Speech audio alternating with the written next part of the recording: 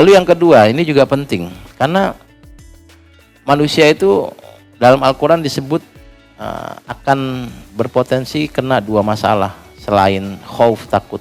Yang kedua adalah huzn, sedih. Khauf, huzn itu akan melekat kita dan kita perlu solusi. Lagi-lagi solusinya bisa dicari psikolog atau pakai penafsiran ayat. Saya akan tawarkan perspektif tafsiran ayatnya. Ada ayat bunyinya qul nahbitu minha jami'a. Ini kalau nggak salah ayat 38 surat Al-Baqarah ya. Qul nahbitu minha jami'a fa imma ya'tiyannakum minni hudan faman tabi'a hudaya fala khaufun 'alaihim walahum yahzanun.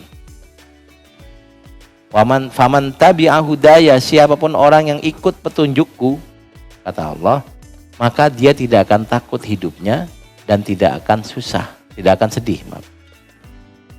Nah, yang kedua, selain sabar, yang kedua adalah kita supaya hidupnya tidak penuh dengan ketakutan adalah tabi'ah hudaya, selalu patuh aturan. Kalau kita patuh aturan, kayaknya nggak akan takut. Kita takut kan kalau melanggar, Pak. Saya nyetir mobil, Bapak nyetir mobil di jalurnya nggak masalah. Kalau kita masuk jalur busway, depan ada polisi, baru masalah, muncul takut. Misalnya kayak gitu ya. Kita mengelola perusahaan, mengelola lembaga, organisasi, tapi nggak melakukan manipulasi, nggak takut. Diaudit, ayo bikin LPJ nih, LPJ-nya, bukti-bukti ada. Dibaca orang biasa saja, tapi kalau manipulatif baru takut. Maka salah satu tips supaya hidup kita itu tidak repot dengan ketakutan, ya hiduplah dengan lurus. Ini kan sederhana, Pak. Solusi Al-Quran sederhana, cuma realitanya memang rada susah juga sih ya, hidup nggak ngelanggar-langgar, Pak ya. Saya kalau lagi kerja naik motor itu macet jalur saya, jalur sana kan kosong, itu pada lawan arus, Pak. Saya kadang-kadang mikir pada lewat sana apa mereka yang benar saya yang salah gitu. Saya sendirian loh jalur sini. Saking banyak orang ngelanggar itu jadi kayak biasa ya, jadi normal ya. Dan saya ngerasa kayaknya saya harus ikut melanggar gitu. Nah, tiap kali kita tidak melanggar maka nggak ada takut. Nah, di sini ayatnya bilang faman tabi'a hudaya. Bukan cuma sekedar ikut ajaran agama, semua aturan kalau kita ikuti, tenang, Pak.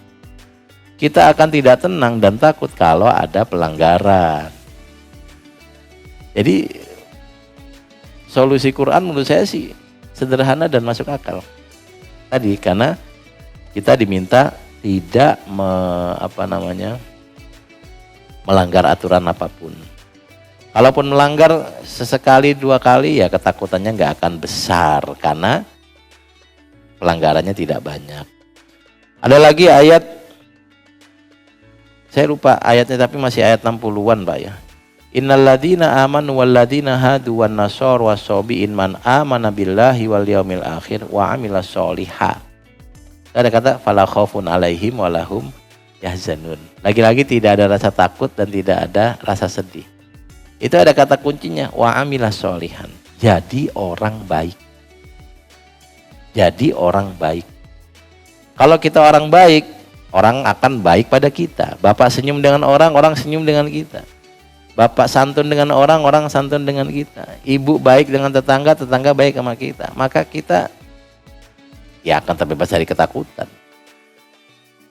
Jadi 3 ayat ini menurut saya sih sederhana, tapi bagi saya ya gampang-gampang susah diterapkan. Pertama, kita tidak akan repot dengan ketakutan kalau kita punya hati yang luas. Wabasyiris sabirin. Yang kedua, kita akan terbebas dari beratnya rasa takut ketika kita taat aturan tidak melanggar.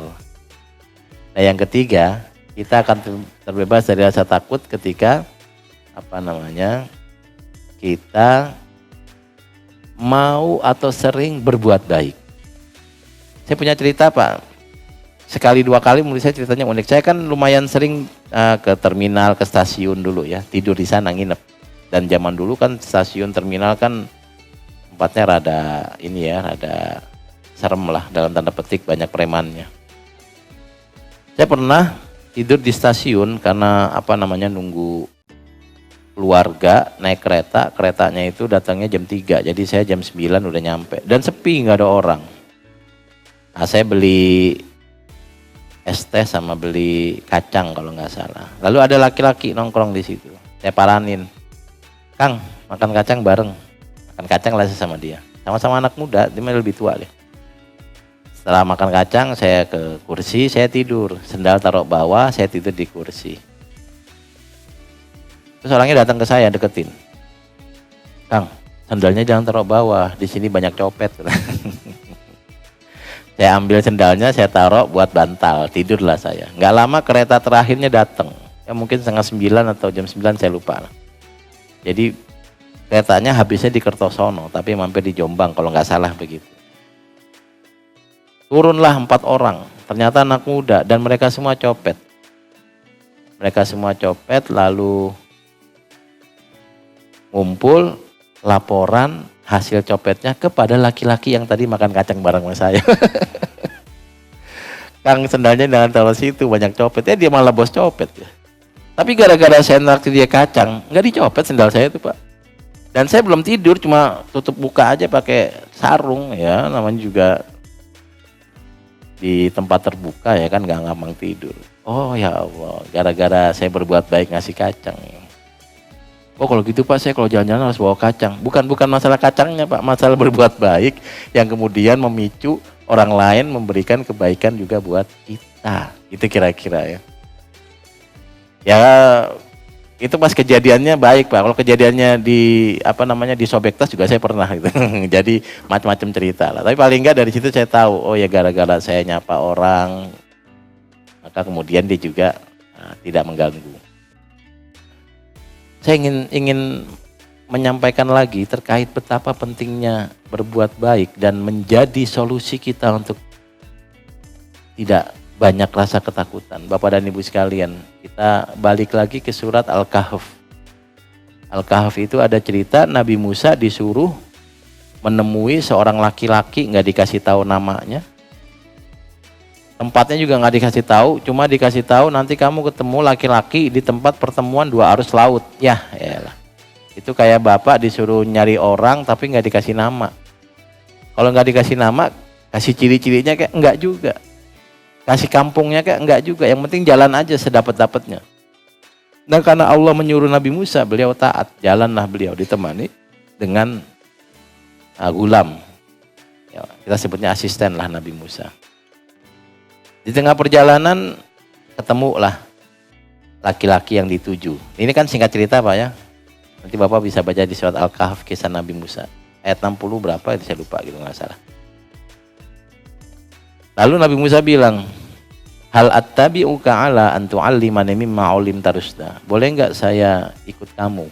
Saya mau belajar dari kamu. Karena Allah nyuruh. Orangnya bilang, "Qala innaka lan tastati'a ma iya sabra." Gak bisa kamu belajar dari saya, gak akan sabar. Nabi Musa kan belum dicoba udah nolak aja. Saya coba dulu deh. Lalu laki-laki bilang, "Ya boleh kamu ikut saya, tapi syaratnya gak boleh nanya." Gampang gak boleh nanya mah gitu. Diam aja gitu. Tapi ternyata kejadiannya unik. Lagi jalan ketemu perahu, perahunya dibolong, akhirnya tenggelam atau karam. Nabi Musa kan tergelitik. Ini ngapain? Kita iseng banget ya. Ada perahu orang dibolongin sampai tenggelam. Nanya, "Akhraq tahal itu kok ahlaha." Kenapa kamu bolongin perahu ini? Nanti yang punya perahu tenggelam kalau dia ke tengah laut gitu kira-kira. Nah, laki-laki tadi bilang, "Kamu nggak boleh nanya. Perjanjian kita kamu nggak nanya." "Oh ya maaf deh." Jalan lagi, nggak lama ketemu anak kecil, dipegang, dibunuh. Saya nggak tahu mungkin bunuhnya gimana ya, yang paling gampang kelihatannya di krek gitu lehernya ya. Settingannya detailnya nggak ada, cuma anak kecil dibunuh. Nabi Musa lebih kaget lagi. Ini anak kecil, nggak punya salah, kenal juga enggak, main bunuh-bunuh aja nih orang. Aqatalta nafsan zakiyatan bighairi nafs. Kenapa kamu bunuh jiwa yang belum punya dosa, anak kecil belum punya dosa. Ditegur lagi, tadi perjanjiannya nggak nanya, oh ya maaf. Tapi ini ya kan nggak boleh nanya, iya maaf. Emang karakter Bani Israel itu rewel Pak ya. Nabi Musa juga Bani Israel, jadi jangan aneh. Di antara Nabi itu ada yang modelnya kayak Nabi Musa. Nabi Musa juga yang pengen ketemu Tuhan loh.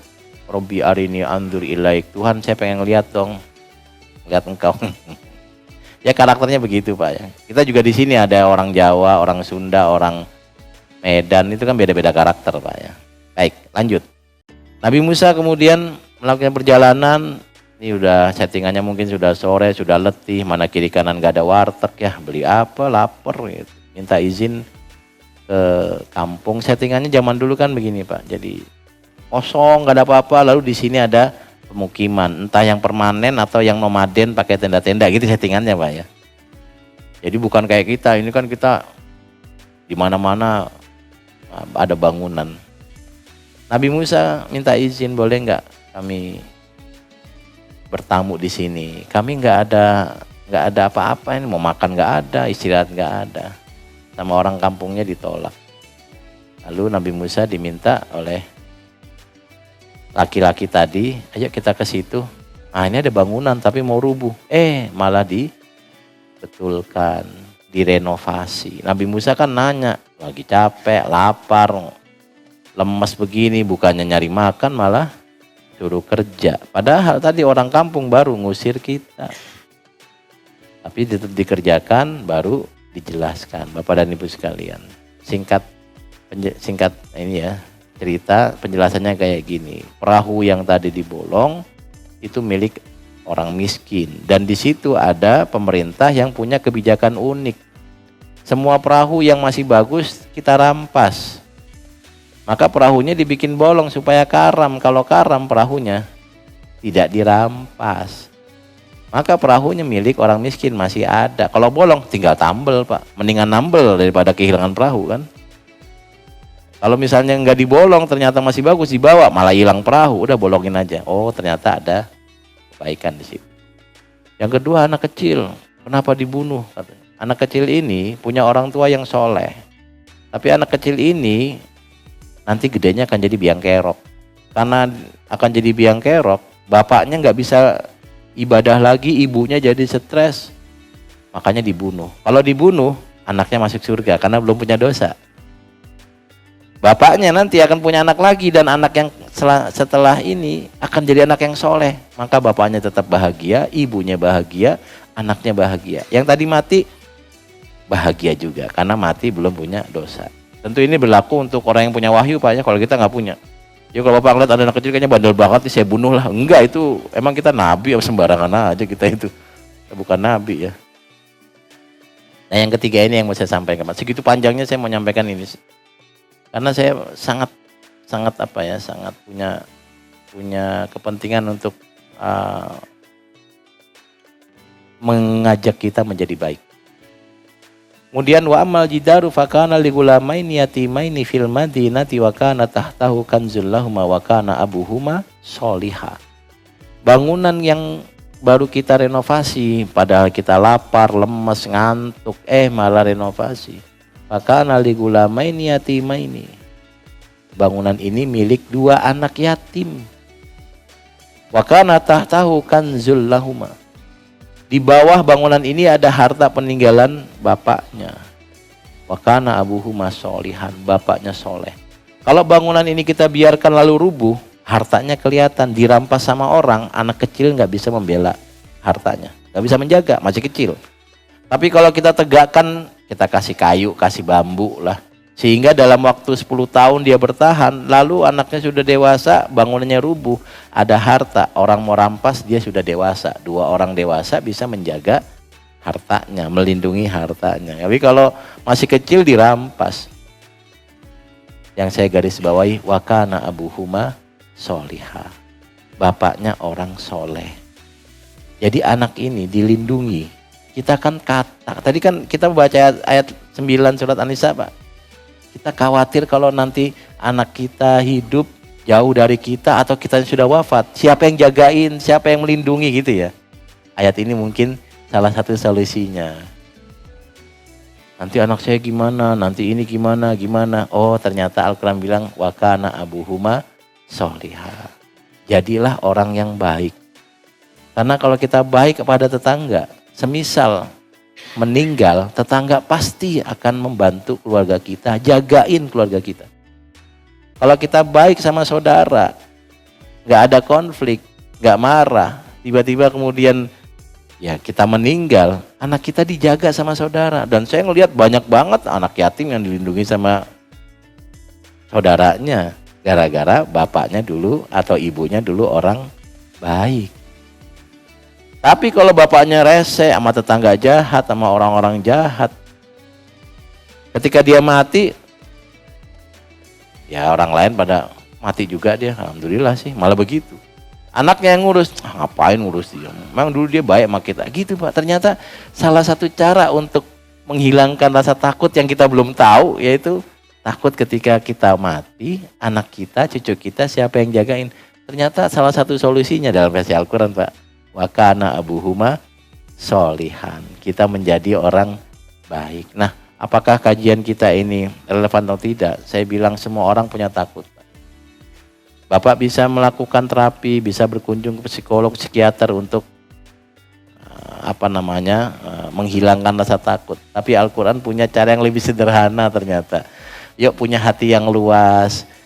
Hati yang luas itu artinya nggak gampang takut. Oh nanti kalau begini gimana? Ada Tuhan, kan lebih enak begitu. Nanti kalau begini, kalau nanti presidennya dia, kalau gubernurnya dia, tenang aja, kita punya presiden baik semua. Dia nggak baik-baik amat, iya kita juga nggak baik-baik amat. Tapi kan begini, sampai sekarang masih hidup Pak. Kita kadang-kadang berlebihan. Nanti kalau begini Islam nggak berkembang. Islam kita dijajah ratusan tahun sama Belanda saja, kalau mau benar ratusan tahun Pak ya. Dijajah ratusan tahun kita masih Islam kok ya. Gak usah khawatir karena ada Allah gitu kira-kira. Nah hati yang lebar itu yang kita perlukan. Yang kedua ternyata taat aturan. Sederhana, jangan melanggar deh, pasti gampang hidupnya, gitu kira-kira. Yang ketiga ternyata apa tadi itu? Faman tabi'a hudaya yang selanjutnya. Wa amila sholihan, kita beramal soleh. Dan tadi di surat Al-Kahf adalah gambaran ternyata ketika kita berbuat baik, orang lain akan berbuat baik. Ketika kita nggak ada, orang lain akan berbuat baik pada anak kita. Saya berikan konklusi singkat saja bahwa takut itu adalah sifat yang melekat pada kita. Jadi orang semuanya pasti takut, dan takut itu ada bermacam-macam. Dalam perspektif Al-Quran tadi ada khosyah, wajilah, lalu ada khauf dan ada ittaqo. Lalu takut itu tidak perlu dihilangkan tapi diatur sehingga tidak membahayakan. Dan salah satu ketakutan kita adalah ketakutan terkait keluarga. Itu yang saya rasakan dan mungkin Bapak Ibu rasakan juga. Kenapa kita beli asuransi? Karena khawatir nanti kalau nggak ada anak kita yang biayai siapa gitu kira-kira. Kenapa kita melakukan ini itu kan untuk melindungi semuanya. Tapi selama kita ada, kalau nggak ada gimana gitu kira-kira. Ternyata Al-Quran memberikan solusi sederhana dan insya Allah sih nggak sulit kalau kita mau mengamalkan. Pertama tadi itu, kita memiliki hati yang luas, hati yang nggak gampang gugup, hati yang nggak gampang takut. Lalu kalau ternyata ada takut juga, ya kita pikirkan bahwa selama saya nggak melanggar, apa alasan saya takut? Kalau kemudian kita sudah nggak melanggar, lalu kita beramal soleh, berbuat baik, itu pasti kita akan mendapat kebaikan dari apa yang kita lakukan. Maka kekhawatiran kita akan hilang dan nanti rasa takut yang kita miliki itu tidak lagi takut yang membuat kita berat menjalani hidup, tapi takut yang membuat kita semakin baik. Tetap takut penting. Kalau kita nggak takut api neraka, kita nggak meninggalkan maksiat. Gara-gara takut api neraka kita tidak maksiat gitu. Misalnya begitu. Tapi takut tidak boleh membuat kita sengsara. Dalam konteks tadi segitu panjangnya saya cerita itu kan pengen nafsirkan ayat 9 surat An-Nisa tadi. Wal yakhshal ladzina law taraku min khalfihim dzurriyyatan di'afa. Jangan sampai kita meninggalkan keturunan yang lemah. Nah, salah satunya ya kita didik dengan baik dan seterusnya. Tapi yang gak kalah penting, selama kita hidup, mari jadi orang yang baik. Baik pada tetangga, pada keluarga, pada rekan kerja. Sehingga ketika kita meninggal dunia, keluarga kita akan ada banyak orang yang melindungi, membiayai, membantu. Yaitu orang-orang yang dulu kita lindungi, orang-orang yang dulu kita bantu, orang-orang yang dulu kita jaga, mereka akan melakukan hal yang sama kepada anak-anak kita. Kalau seperti ini, ya hidupnya tenang. Nanti kalau kita tiba-tiba mati, ya mati aja. Enggak berat, enggak. Karena kita tahu ada Allah yang menjaga dan kita sudah menyiapkan kalau itu terjadi. Tapi kalau ternyata kita nggak mati-mati, ya tetap mati sih Pak. Maksudnya lama matinya gitu ya, nggak mati-mati mah repot ya. Ya alhamdulillah berarti kita bisa membersamai anak kita dan kita bisa memastikan mereka bahagia. Kita bisa menghibur mereka dan seterusnya. Wal yakhshal ladzina law taraku min khalfihim dzurriyyatan di'afa khafu 'alaihim falyattaqullah wal yaqulu qawlan sadida. Jadi ada kata yakhsha, khasyia, ada kata khafu, khauf, ada kata ittaqo. Dan diakhiri dengan wal yaqulu qawlan sadida. Salah satu yang membuat kita sering takut adalah karena kita tidak menjaga mulut gitu. Wal yaqulu qawlan sadida. Banyak sekali ketakutan muncul gara-gara mulutnya tidak dijaga. Misalnya salah satunya adalah ayat ini diakhiri dengan berkata-katalah kamu dengan benar, dengan baik. Baik Bapak dan Ibu sekalian, ada yang mau nambahin mungkin?